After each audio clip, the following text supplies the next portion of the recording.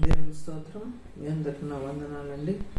అందరు బాగున్నారని అనుకుంటున్నాను. మరొకసారి దేవుడు ఈ తరుణం నాకు ఇచ్చినందుకు దేవునికి వందనాలు చెల్లిస్తున్నాను. మొట్టమొదటిగా మనము ప్రార్థన చేసుకుందాము. స్తోత్రం నాయనా, స్తోత్రం స్తోత్రం స్తోత్రం తండ్రి, పరిశుద్ధుడా నీ పాదాలకు స్తోత్రం నాయనా. తండ్రి నా ప్రభా, ఇంతవరకు నాయన మమ్మల్ని అందరినీ కూడా కాచి కాపాడి సజీవులకులో ఉంచిన విధానాన్ని బట్టి నేను స్తుతిస్తున్నాం తండ్రి. ఈ యొక్క రాత్రికాల సమయంలో ప్రభా నాయన తండ్రి, మరి ప్రభా కొద్ది వాక్యం ధ్యానించనైంటుండగా తండ్రి అయ్యా నాయన, వాక్యం అంటే మీది, వాక్యం అంటే మీరు కనుక నా ప్రభా నన్ను నిశలో చాటం మరుగుపరిచి మాకందరికీ కావాల్సిన వర్తమానాన్ని దయచేయండి. వినగలిగే చెవులు గ్రహించే హృదయం మాకు దయచేయగలరని ఈ కొద్ది మనవులు మా ప్రభుని ప్రేరక్షకుడైన యేసునామం బట్టి ప్రార్థించి వేడుకుంటున్నాను తండ్రి.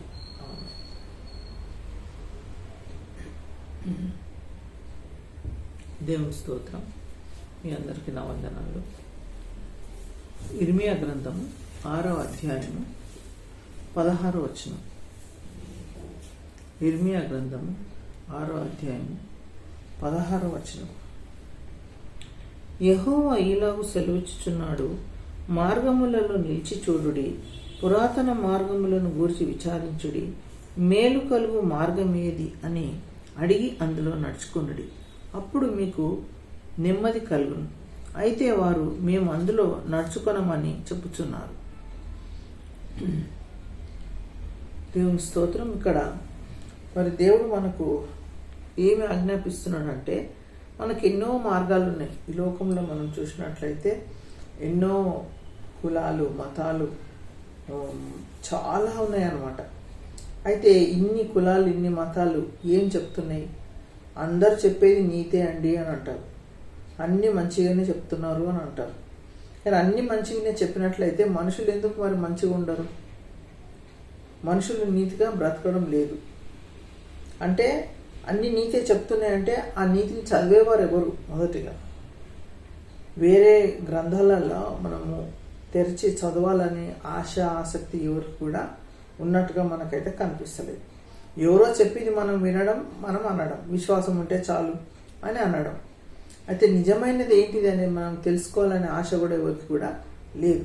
అయితే ఇక్కడ దేవుడు ఏం సెలవిస్తున్నాడంటే, యెహోవా ఇలాగూ సెలవిస్తున్నాడు, మార్గములలో నిలిచి చూడుడి, పురాతన మార్గములను గూర్చి విచారించుడి. అంటే మార్గం ఇప్పుడున్నది, ఇంతకు ముందున్నది, పురాతన మార్గం కూడా ఉంది. ఆ పురాతన మార్గం అంటే ఏంటి? అది ఆలోచన చేయుడి అని దేవుడు చెప్తున్నాడు.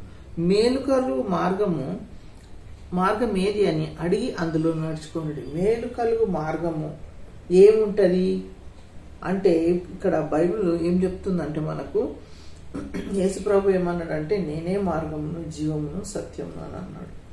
నా ద్వారానే తప్ప తండ్రి యొద్దకు ఎవరు కూడా రాలేరు అని చెప్పినాడు. అయితే మరి మార్గం అంటే ఆయననే మార్గం. ఇప్పుడు మనం చూసినట్లయితే, మనం గమనించినట్లయితే రాజకీయ నాయకులు వాళ్ళ స్పీచెస్లలో త్రోవ తప్పిస్తున్నారు, పలానోళ్ళని త్రోవ తప్పిస్తున్నారు అంటారు. అంటే ఏంటి? సరైన మార్గంలో వాళ్ళు నడవడం లేదని అర్థం అక్కడ. అయితే దేవుడు ఇక్కడ మనకు మంచి మార్గము మనకు బైబిల్లో ఏర్పాటు చేసినాడు అన్నమాట. అయితే సృష్టికర్త అయిన దేవుణ్ణి నిజంగా ఆరాధించే పద్ధతి బైబిల్లో ఉన్నది. ఆరాధించే పద్ధతి ఎక్కడుంది? బైబిల్లో ఉన్నది. అది మనం చదివితే మనకు మేలు అని దేవుడు ఇక్కడ మనకు చెప్తూ ఉన్నాడు అనమాట. అయితే అది ఎటువంటిదంటే, అది అన్నిటికంటే సనాతనమైనదంట. అది అన్నిటికంటే సనాతనమైనది. అది మొదట మానవులు, మనందరికీ పూర్వీకులు అయిన ఆదాము అవ్వల కాలంలోనే వాడుకలోకి వచ్చినది. అంటే ఈ వాక్యము ఆదాము అవ్వలు ఉన్నప్పటి నుండి వాడుకలోకి వచ్చింది అని దాని అర్థం. అయితే మరి మనం చూడాలి, మనం చదవాలి అనే ఆశ మనకు లేదు. అయితే ఇది ఎటువంటి మార్గం అంటే, ఇది ఒక మంచి మార్గం. ఇంకొక ఎటువంటి మార్గము? విగ్రహాలకు తావులేని మార్గం. ఇంకోటి ఏంటి? విశ్వాస మార్గము, పవిత్రమైన మార్గము. ఇది ఎటువంటిదంట? విశ్వాస మార్గం అంట, పవిత్రమైన మార్గం అంట. ఏది? యేసు ప్రభు చెప్పినటువంటిది పవిత్రమైన మార్గం అని దేవుడు చెప్తున్నాడు. అయితే మనం ఎదుటి వాళ్ళ విషయంలో, వాళ్ళ బాగోగుల విషయంలో, వాళ్ళ వెల్ఫేర్ విషయంలో పట్టించుకునే నాదుడు ఎవరు కూడా లేరు. ఎవ్వరికి కూడా స్వార్థం ఈ దినాలలో ఎక్కువైపోయిందనమాట. స్వార్థమే కనబడుతుంది మనం చూసినట్లయితే. అయితే మనము మత్తయి సువార్త 11వ అధ్యాయం 28వ వచనంలో చూసినట్లయితే, మత్తయి సువార్త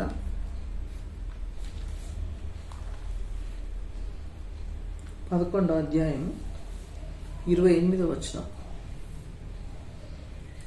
ప్రయాసపడి భారం మోసుకొని కొనుచున్న సమస్త జనులారా నా యొద్దకు రండి, నేను మీకు విశ్రాంతి కలగజేతును. నేను సాత్వికుడను, దీన మనసు గలవాడను గనుక మీ మీద నా కాడి ఎత్తుకొని నా యొద్ద నేర్చుకున్నది. అప్పుడు మీ ప్రాణములకు విశ్రాంతి దొరుకును. ఏలయనగా నా కాడి సులువుగాను నా భారం తేలికగాను ఉన్నవి. అయితే ఇక్కడ యేసుప్రభు మనకు చెప్తున్నాడు, ఇది మనకు కామన్ వర్డ్ అనమాట. మనము మరి హెబ్రోన్ సైడ్ వెళ్ళినట్లయితే అక్కడ ప్రయాసపడి భారం మోసుకుని పోవచ్చున్న సమస్త జనులారా నా యొద్దకు రండి అంటూ. అంటే మనము మన ఇంటికి భారం, మన బాధ్యతలు, మన రెస్పాన్సిబిలిటీస్ అన్నీ కూడా మనమే మోస్తూ ఉంటాం అనమాట. ఆ మోస్తూ ఉన్న సమయంలో దేవుడు ఏమంటుండంటే, నేను నీకు విశ్రాంతిని ఇస్తాను, నా దగ్గరికి రా అని చెప్తున్నాడు. అయితే ఇంకొకటి ఏమంటున్నాడు, నేను సాత్వికుడు అంటే మోషే అందట్లో సాత్వికుడు అంటే తగ్గింపు ఉన్నటువంటి వాడు అనమాట, నమ్మకమైన వాడు. నేను సాత్వికుడను, దీన మనసు గలవాడను గనుక మీ మీద నా కాడి ఎత్తుకొని. కాడి అంటే ఏంటిదండి? కాడి అంటే కోడిది బూరు వచ్చేసినప్పుడు దాని కాడి ఉంటుంది. అదేమన్నా ఫెదర్ టచ్ ఉంటుంది. దాన్ని ఫెదర్ మన మీద వేస్తే అది ఏం బరువు ఉండదు. దేవుని యొక్క కాడి మనకు అట్లుంటుంది అనమాట. మన భారం ఎట్లుంటుంది అంటే ఒక డ్రమ్ము నీళ్ళు ఉంటాయి అనమాట.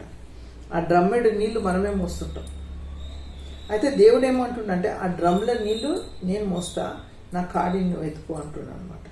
అంటే లైట్ వర్క్ నువ్వు తీసుకో, హెవీ వర్క్ నేను చేస్తా అంటున్నాడు. ఎవరంటారు ఆ మాట? ఎవరంటారంటే నిజమైన దేవుడు, అంటే దైవత్వం ఉన్నటువంటి వాడే అనగలుగుతాడు. నీ భారం నేను మోస్తున్నానంటే అది మామూలు విషయం కాదు. ఇప్పుడు నీ భారము, నీ పనుల భారము, ఏదున్నా అన్నీ నేను చూసుకుంటానంటే, ఇప్పుడు ఎగ్జాంపుల్ ఒక ఫ్యామిలీ ఉంది. ఆ ఫ్యామిలీలో తండ్రి ఉంటాడు, కొడుకు ఉంటాడు. అప్పుడు కొడుకు కొన్ని సమస్యలు వచ్చినప్పుడు తండ్రి ఏమంటాడు, నువ్వేం చింతపడకు, నేను అవన్నీ చూసుకుంటాను కదా, వాటన్నిటిని నేను భరిస్తాను కదా అని తండ్రి అంటే, ఆ కొడుకుకి కోడలికి ఎంతో సంతోషం అవుతుంది. అంటే ఏంటిది? ఆయన భారం అంతా తీసుకుంటున్నాడు. తండ్రిలాగా యేసుప్రభు ఏమంటుండు, మీ పనుల భారం నా మీద వేయండి, నేను మోస్తాను అని అంటున్నాడు. కానీ మనం యేసుప్రభుని గ్రహించడం లేదు. ఏమనుకుంటున్నాం అంటే, ఇది మత మార్పిడి చేస్తున్నారు, మాదిగల కులం ఇది, వాళ్ళ దాంట్లోనే కలుపుకుంటున్నారు. వాళ్ళ దాంట్లో కలుపుకోవడం లేదండి. వాళ్ళ దాంట్లో ఎందుకు కలుపుకుంటారు? వాళ్ళకి క్రైస్తవులు మన తక్కువ ఉన్నారా? ఎన్నో దేశాలు క్రైస్తవ దేశాలు ఉన్నాయి వెళ్ళాలంటే. అయితే చెప్పడం ఏంటిదంటే, యేసు ప్రభు ఏమన్నాడంటే, అందరికీ సువార్త ప్రకటించాలన్నాడు. ఆ సరైన మార్గం ఏంటిది చెప్పమన్నాడు అనమాట. చూడండి, మత్తయి సువార్త 28వ అధ్యాయంలో ఏముందంటే, వీళ్ళు సేవకులు అంతా దొంగ సేవకులు, డబ్బులు తీసుకుంటున్నారు, వాళ్ళు వాళ్ళ కులంలో వాళ్ళ మత మార్పిడి చేస్తున్నారు అని ఇష్టం వచ్చినట్టు వాగుతూ ఉన్నారు. అంతా వాళ్ళ ఇష్టమే. అయితే ఇక్కడ యేసుప్రభు ఏమంటాడు, మత్తయి సువార్త 28వ అధ్యాయంలో, కాబట్టి మీరు వెళ్ళి సమస్త జనులను శిష్యులనుగా చేయండి. అందరిని ఏమంటుండే యేసుప్రభు? శిష్యులనుగా చేయమంటుండే, కానీ క్రైస్తవులుగా చేయమని అనడం లేదు. అందరు క్రైస్తవులు శిష్యులు కారు, గుర్తుంచుకోండి. కాబట్టి మీరు వెళ్ళి సమస్త జనులను శిష్యులనుగా చేయండి, తండ్రి యొక్కయు కుమారుని యొక్కయు పరిశుద్ధాత్మ యొక్క నామంలోనికి వారికి బాప్తిసం ఇచ్చుచు, నేను మీకు ఏ సంగతులను ఆజ్ఞాపించుతున్నో వాటన్నిటిని గైకొన వలనని వారికి బోధించుడి. అంటే ఏమంటుండు? తండ్రి కుమార పరిశుద్ధాత్మ పేరట వాళ్ళ రక్షణ పొందిన తర్వాత వాళ్ళకి బ్యాప్టిజం ఇవ్వండి అని అంటున్నాడు. అయిన తర్వాత ఏమంటున్నాడు? ఈ సంగతులను వాటన్నిటిని దేవుని యొక్క ఆజ్ఞలన్నీ గైకొన వలనని వాళ్ళకి మీరు ప్రకటించుడి. అయితే యూదయ సమరయ అంతటికి, లోకమంతా అంతటికి వెళ్ళి ఏం చేయాలంట? మనము ఈ సువార్తను ప్రకటించాలన్నమాట. అయితే ఇక్కడ మరి దేవుడు చెప్తున్నాడు, మీరు అనేకులను ఏం చేయాలంట, శిష్యులంగా చేయాలి, క్రైస్తవులుగా కాదు. శిష్యులు అంటే వేరు, క్రైస్తవులు వేరు. ఇప్పుడు స్కూల్ ఉన్నది, స్కూల్లో ప్రతి క్లాస్లో ఒక టీచర్ ఉంటుంది. క్లాస్ టీచర్ వేరే ఉంటుంది, సబ్జెక్ట్ టీచర్స్ వేరే ఉంటారు. మొత్తం సబ్జెక్ట్స్ 7 సబ్జెక్ట్స్ అయితే 7 టీచర్స్ ఉంటారు. అయితే ఆ 7 టీచర్స్లో ఒక టీచర్ మాత్రము క్లాస్ టీచర్ ఉంటుంది. ఆ క్లాస్ టీచర్ రిపోర్ట్స్ అన్నీ కూడా వర్కౌట్ చేస్తుంది. ఆమెకు బాధ్యత ఉంటుంది. ఏ బాధ్యత ఉంటుంది? ఆ పిల్లల యొక్క బాధ్యత ఉంటుంది. అట్లనే ఈ శిష్యులు కూడా ఎవరు? యేసుప్రభు శిష్యులు ఎవరంటే ఏమంటున్నాడంటే, దేవుడు క్రైస్తవులుగా చేయమనండి, శిష్యులుగా చేయమని అంటున్నాడు. ఎందుకంటే దేవునికి, టీచర్కి, స్టూడెంట్కి ఉన్నటువంటి సన్నిహితం, దేవునికి శిష్యునికి ఉన్నటువంటి సన్నిహితంని బట్టి దేవుడు ఆ రీతిగా చెప్పిండు. అయితే ఇది సువార్త ప్రకటించాలా అంటే మార్గములలో మేలైన మార్గం ఏది, నిజమైన మార్గం ఏది, మీరు కనుగొని దానిలో నడవండి అంటున్నాడు. సరే, కరెక్టే, మేము చెప్పేది తప్పు చెప్తుండొచ్చు, కానీ మరి వేరే వాళ్ళు చెప్తున్నారు, వేరేటి ఏంటి, ఇవేంటి, అవేంటి ఏంటి, కంపారిజన్ చేసి చూడాలి. మనం చూడకుండానే ఊరికేనే ఏం చేయాలో బురద చల్లొద్దు. బైబిల్ మీద, దేవుని బిడ్డల మీద, సేవకుల మీద, చర్చెస్ మీద ఊరికేనే బురద చల్లొద్దు. అది కరెక్ట్ కాదనమాట. దేవునికి స్తోత్రములు. అయితే ఇంకా మనం చూసుకున్నట్లయితే ఇదే ఇర్మియా గ్రంథము 18వ అధ్యాయము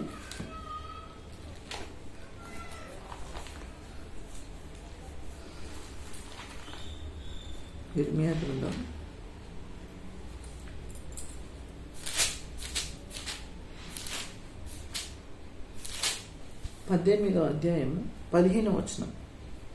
అయితే నా ప్రజలు నన్ను మరిచి ఉన్నారు, మాయకు ధూపం వేయుచున్నారు, మెరక చేయబడని దారిలో తాము నడవవలనని పురాతన మార్గములైన త్రోవలలో తమ్మును తాము తొట్టిల్లు చేసుకొనుచున్నారు. వారు ఎల్లప్పుడూ అపహాస్యాస్పదంగా నుండుటకై తమ దేశమును పాడుగా చేసుకొని ఉన్నారు. దాని మార్గమున నడుచు ప్రతి వాడును ఆశ్చర్యపడి తల ఊచును. తూర్పు గాలి చెదరగొట్టినట్లు వారు శత్రువుల ఎదుట నిలవకుండా వారిని నేను చెదరగొట్టేదను. వారి ఆపద్దినమందు వారికి విముఖుడనై వారిని చూడకపోదును. అంటే దేవుని ఆజ్ఞను ఎప్పుడైతే నువ్వు తిరస్కరిస్తావో, నువ్వు దేవుడవైతే అయిండొచ్చు, నాకేంటి అని నీ యొక్క క్రియల ద్వారా నువ్వు చూపెట్టినట్లయితే దేవుడు ఇక్కడ ఏమంటున్నాడు, నా ప్రజలు, మీరందరు ఎవరు? హిందూ అయినా, ముస్లిం అయినా, మరాఠీ అయినా, పంజాబీ అయినా, ఇంకా ఎవరైనా కానీ వాళ్ళందరూ ఎవరు? నా ప్రజలు అంటుండు. నా ప్రజలు నన్ను మర్చిపోయినరు, దేవుణ్ణి, సృష్టికర్తను ఏం చేసిండ్రు? మర్చిపోయినరు. తర్వాత మాయకు ధూపం, అంటే మాయకు ధూపం వేస్తున్నారు అని అంటే పూజింపదగని దానికి ఏం చేస్తున్నారు? పూజ చేయుచున్నారు, ధూపం వేస్తున్నారు. మెరక చేయబడని దారిలో తాము నడవవలనని పురాతన మార్గములైన త్రోవలలో తమను తాము తొట్టిల్లు చేసుకో, అంటే వాళ్ళు తప్పు త్రోవలలో నడుచుచు ఏమవుతుందంటే తొట్టిల్లుచున్నారు. అంటే ఎటు ఓడిపోతుండ్రో వాళ్ళకే తెలియదు, ఎక్కడ ఏం యాక్సిడెంట్ అవుతుందో తెలియదు. అంటే ఎందుకు తెలియదు? దేవునికి నువ్వు నమ్మకంగా ఉన్నట్లయితే దేవుడు నీకు ఆ మార్గం చూపెడతాడు. నిన్ను పడనీయడు, నిన్ను చెడనీయడు. నీకు దేవుని యొక్క దూతలను నీకు ఆశ్రయంగా ఇస్తాడనమాట దేవునికి స్తోత్రములు. అయితే వారు ఎల్లప్పుడూ అపహాస్యాస్పదంగా నుండుటకై తమ దేశమును పాడుగా చేసి, అంటే వాళ్ళు నవ్వుల పాలవుతున్నారు అనమాట. వాళ్ళు నవ్వుల పాలై దాని మార్గంలో నడుచు ప్రతివాడును ఆశ్చర్యపడి తల ఊచును.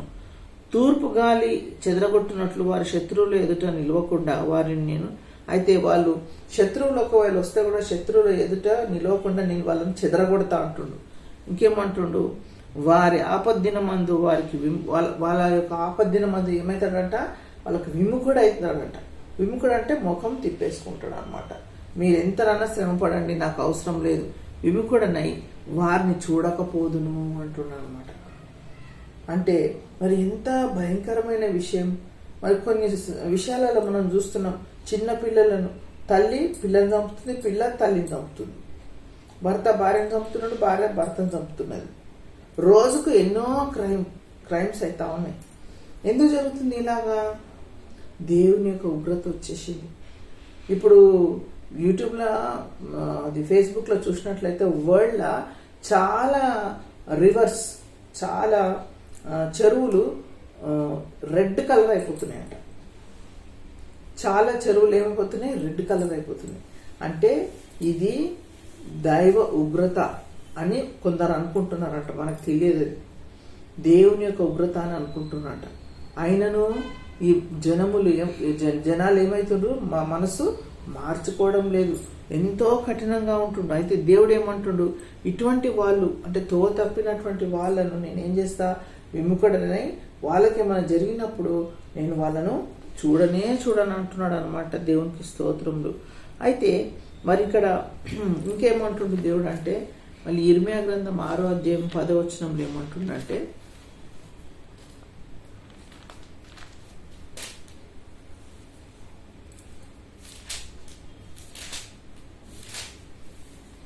పదవచనంలో ఏమంటుంటే, విందురని నేను ఎవరితో మాట్లాడేదను, ఎవరికి సాక్ష్యం ఇచ్చేదను, వారు వినుటకు తమ మనసును సిద్ధపరచుకున్నారు గనుక వినలేకపోయి, ఇదిగో వారు యెహోవా వాక్యమందు సంతోషం లేని వారై దాన్ని తృణీకరింతురు. కావున నేను యెహోవా క్రోధంతో నిండి ఉన్నాను, దానిని అణచుకొని విసికి ఉన్నాను. అయితే ఇక్కడ ఏమంటుండు?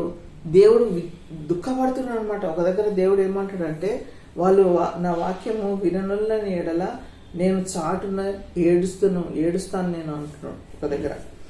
మరి ఇక్కడ ఏమంటున్నాడు దేవుడు? విందులని నేను ఎవరితో మాట్లాడాలా? ఎవరు మనసిపి మాట్లాడుతున్నారు?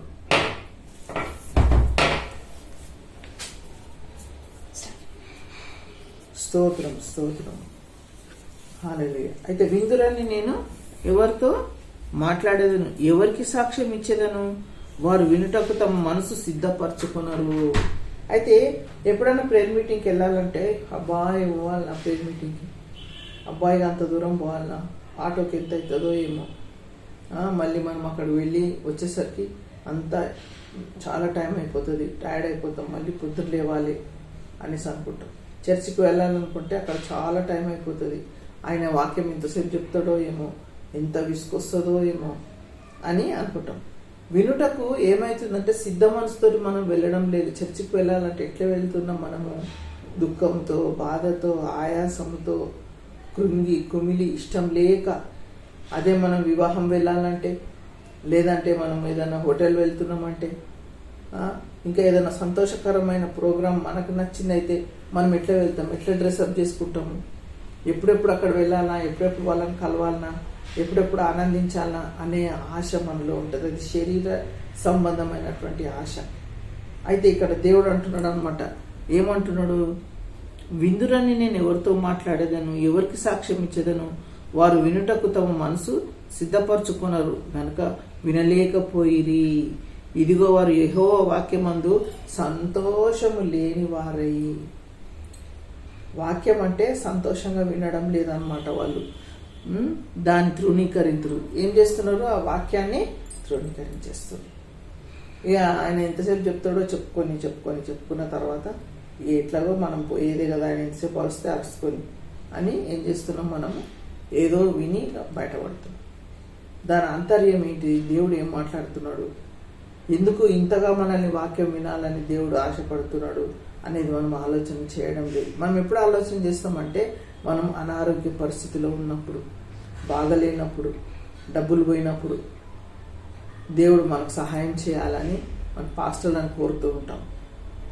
అయితే మరి ఒక దైవజనుడు అంటున్నాడు అనమాట, ప్రార్థన తక్కువైపోయిందంట. అన్ని క్రైస్తవ ఇంట్లో ఏమైందంట? ప్రార్థన తక్కువైపోయిందంట.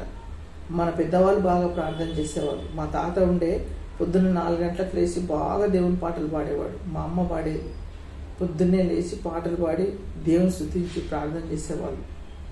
ఆ అలవాటు ఇప్పుడు ఈవెన్ నేను కూడా అట్లా చేయటం లేదు. ప్రార్థన చేసుకుంటాను కానీ 4 గంటలకు లేవడం కాదు. అయితే మనము నేర్చుకోవాలా. ఇప్పుడు దేవునితో మాట్లాడాలా. దేవునికి మనం ప్రార్థన చేస్తే మనం అనుకుంటాం దేవుడు చూస్తున్నాడా అని మనం అనుకుంటాం కదా. ఏమనుకుంటాం మనము? దేవుడు చూస్తున్నాడా అని అనుకుంటాం. చూడండి, దేవుడు చూస్తున్నాడా లేదా ఇప్పుడే చెప్తాను. సామెతలు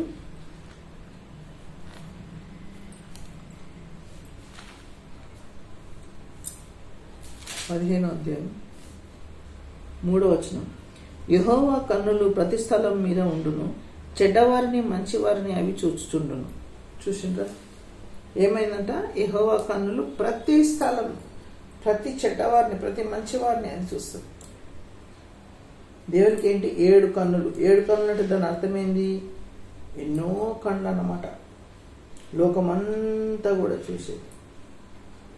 దేశంలో యథార్థమైన వాళ్ళు మంచి వాళ్ళు ఉంటారేమో అని నేను చూస్తున్నా, కానీ నాకు ఎవరో ఒక్కరు కూడా కనబడడం లేదని కీర్తనలో ఉన్నది.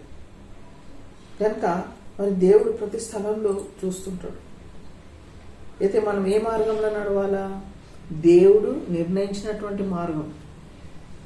మార్గములను సూచించువాడు, జీవితాలను వెలిగించువాడు, బ్రతుకునావా నడిపించువాడు యెహోవాయే నాకుండగా. మార్గములను సూచించువాడు, జీవితాలను వెలిగించువాడు, బ్రతుకునావా నడిపించువాడు యెహోవాయే నాకుండగా. నేను సాధించలేనిది లేనే లేదు, జయించలేనిది లేనే లేదు, అసాధ్యమైనది లేనే లేదు, విజయం ఎప్పుడు నాదే. నేను సాధించలేనిది లేనే లేదు, జయించలేనిది లేనే లేదు, అసాధ్యమైనది లేనే లేదు, విజయం ఎప్పుడు నాదే. మార్గములను సూచించే దేవుడు ఆయన. మనం నడుస్తుంటే ఈ త్రోవ మంచిగా లేదు, ఈ త్రోవ మంచిగుంది, ఈ త్రోవలో నడువు అని చెప్పే దేవుడు మన తోడు ఉండేవాడు, మనల్ని ఎత్తుకొని నడిపించేవాడు దేవుడు. కనుక మార్గంలో కొంతమందికి అనుమానం వస్తుండొచ్చు, ఏది సరైన మార్గము? దేవుడు అంటే నిజమైన దేవుడు ఎవరిని మనము నమ్మాలా అని చాలామంది అనుమానం ఉన్నది, సందిగ్ధంలో ఉన్నారు. కాబట్టి వాళ్ళు ఏం చేయాలంటే అన్ని వాళ్ళ గ్రంథాలు ఏవైతే ఉన్నాయో అవన్నీ చదవాలా. చదివితే ఆ గ్రంథాలకు ఈ బైబిల్ గ్రంథాలకు తేడా మనకు తెలిసిపోతుంది. మనం ఏమీ చదవకుండా వీళ్ళు మత మార్పిడి చేస్తున్నారు. ఎందుకు మత మార్పిడి చేస్తున్నారు? మత మార్పిడి చేయట్లేదు. మత మార్పిడి అనడం చాలా రాంగ్. అది చాలామంది భయంకరమైన రోగాల చేత వ్యాధుల చేత బాధపడుతుంటే దేవుని మందిరానికి వెళ్ళినప్పుడు యేసుప్రభు ప్రార్థన చేసినప్పుడు వాళ్లకు స్వస్థత జరుగుతుంది. భార్యాభర్తలు బాగలేకపోతే వాళ్ళు కలిసి ఉండకుండా గొడవలు పడితే వాళ్ళు సమాధానం పడుతున్నారు, రోగాలు పోతున్నాయి, సమాధానం అవుతుంది. డబ్బులు లేని వాళ్ళకు, దరిద్రులకు డబ్బు దేవుడు ఇస్తున్నాడు. అంటే ఎన్నో రకాల అద్భుతాలు నేను చెప్పలేను, ఈ కొద్ది సమయంలో నేను చెప్పలేను, మీకు తెలుసు ఆల్రెడీ. అయితే ఆ అద్భుతము వాళ్ళ జీవితంలో జరిగినప్పుడు వాళ్ళు ఏం చేస్తున్నారు? యేసు ప్రభుని నమ్ముతున్నారు. అంతేగాని ఎవరు కూడా వాళ్ళకి డబ్బులు ఇచ్చి మతం మారు, ఇది మతం కాదు, ఇది మార్గం. ఏంది? ఇది యేసు ప్రభు నిర్ణయించినటువంటి మార్గం. ఆ మార్గమే యేసు అన్నమాట. దేవునికి స్తోత్రము. ఆఖరిగా ఒక మాట చూసి నేను ముగిస్తాను. మీకా గ్రంథము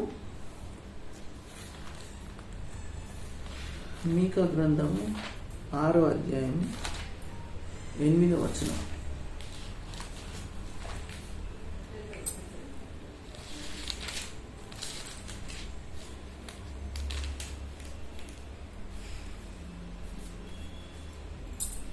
మీకా గ్రంథం 6:8. మనుషుడా, ఏది ఉత్తమమో అది నీకు తెలియజేయబడి ఉన్నది.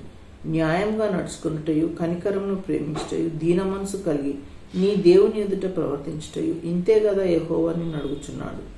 ఏమంటున్నాడు ఇక్కడ దేవుడు? ఏది ఉత్తమం అంటే ఏది మంచిదో అని అంటున్నాడు అనమాట. ఉత్తమం అంటే ఏది మంచిదో అది నీకు తెలియజేయబడి ఉన్నది. అంటే బైబిల్లో ఆల్రెడీ నీకు ఆ యొక్క వాక్యం తెలియజేయబడి ఉన్నది. న్యాయంగా నడుచుకోవాలి మనం. ఎవరైనా ఇద్దరు కొట్లాడుతుంటే ఎవరు మనకు ఎక్కువ ఇష్టమో వాళ్ళ సైడ్ చేస్తాం మనం. వాళ్ళే కరెక్ట్ అని చెప్పాలి. తప్పు చేసినా కరెక్ట్ అంటాం మనం. అది చాలా రాంగ్. న్యాయంగా నడుచుకున్నట్టు, కనికరము ప్రేమించటం అంటే మనం ఇతరులను కనికరించడం, ప్రేమించటం. తర్వాత దీన మనసు అంటే తగ్గింపు. దీన మనసు కలిగి నీ దేవుని ఎదుట ప్రవర్తించి ఇంతే కదా యెహోవా నిన్ను అడుగుతున్నాడు. ఇవే అడుగుతున్నాడు నేను. అవి నువ్వు ఏదో ఆకాశం పైకి పోయి తేవాలి, లేకపోతే సముద్రం దాటిపోవాలని లేదు. దేవుడు అడిగేది నీ హృదయంలో ఉన్నది, నీ నోట ఉన్నది. కానీ అదే నువ్వు ఇవ్వడం లేదు దేవుడికి. ఏమేమో గుళ్ళు గోపురాలకు వెళ్తున్నారు, అన్నీ చేస్తున్నారు, కానీ సమాధానం లేదు, రోగం పోతలేదు, నెమ్మది ఉండలేదు, శాంతి ఉండలేదు. ఎంతోమంది ముస్లిమ్స్ సాక్ష్యం చెప్పారు. ఏమనంటే ఏదో ఒక పోగొట్టుకున్నట్టు ఒక చీకటి వాళ్ళని వెంబడిస్తున్నానంట.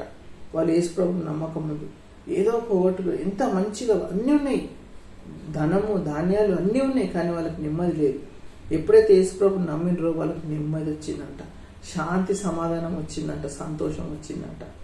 కాబట్టి మీరు యేసు ప్రభువుని నమ్మితే అది ఎంతో శ్రేష్టము, అది ఎంతో మరి అనేకులకు కూడా అనేకులకు మరి వెలుగుమయంగా ఉండడానికి దేవుడు సహాయం చేస్తాడు. మరి ఏ మార్గం ఉన్నది, ఏ మార్గములలో ఏ మార్గము కరెక్టో మరి చూసి తెలుసుకొని నడుచుకోవాలని ఈ కొద్ది వాక్యం నేను ముగిస్తున్నాను. ప్రార్థించుకుందాం. స్తోత్రం నాయనా, స్తోత్రం స్తోత్రం స్తోత్రం తండ్రి. పరిశుద్ధురాని పాదాలకు స్తోత్రం. ఇర్మియా గ్రంథం 6వ అధ్యాయం 16వ వచనం తర్వాత అయ్యా నాయన ఇంకొక వచనం కూడా నాయన నువ్వు మాట్లాడినావు తండ్రి. నీకు స్తోత్రములు ప్రభా. మార్గంలో ఏ మార్గం వెళ్ళాలో నాయన ప్రభా, మరి జనములకు నాయన ఈ జనాలకు నాయన ప్రభా సరైన జ్ఞానం మీరు దయచేయండి ప్రభా నాయన. ఎవరిని నమ్మాలో ఎవరిని నమ్మొద్దో కూడా నాయన జ్ఞానం దయచేయండి ప్రభా నాయన. అయ్యా నువ్వే దేవుడవని, నువ్వు నిజమైన దేవుడవని, అయ్యా నీ మార్గమే సత్యమని జీవమని అయ్యా నాయన గ్రహించేటట్టుగా నాయన ప్రభా సహాయం చేయండి. ఈ వీడియో అనేకులు నాయన విని అయ్యా నాయన నీ యొక్క వాక్కును నాయన అనుసరించుటకు సహాయం చేయండి. అయ్యా నాయన మార్గములలో ఏది సరైన మార్గం అని గుర్తెరుగుటకు కృప చూపించమని ప్రార్థిస్తున్నాం తండ్రి. యేసయ్యా నీకు స్తోత్రం స్తోత్రం నాయన. ఏ ఒక్క ఆత్మ నశించడానికి ఇష్టం లేదు కనుక నాయన అయ్యా నా ప్రభా ఈ యొక్క వాక్యం నాయన మరి అనేకులకు నాయన ప్రభా మరి నాయన రీచ్ కావడానికి సహాయం చేయండి. ఈ వాక్యం అనేకులు నాయన విని నాయన గ్రహించటకు నాయన నీ కృప దయచేయండి ప్రభా. అయ్యా వినగలిగే చెవులు, గ్రహించే హృదయం దయచేయండి ప్రభా. దాన్ని నీకు సాక్షిగా నిలబడటకు అనేకులకు సహాయం చేయగలరని ఈ కొద్ది మనవులు మా ప్రభుని ప్రియరక్షకుడైన యేసు నామమును బట్టి ప్రార్థించి వేడుకుంటున్నాను తండ్రి. ఆమేన్.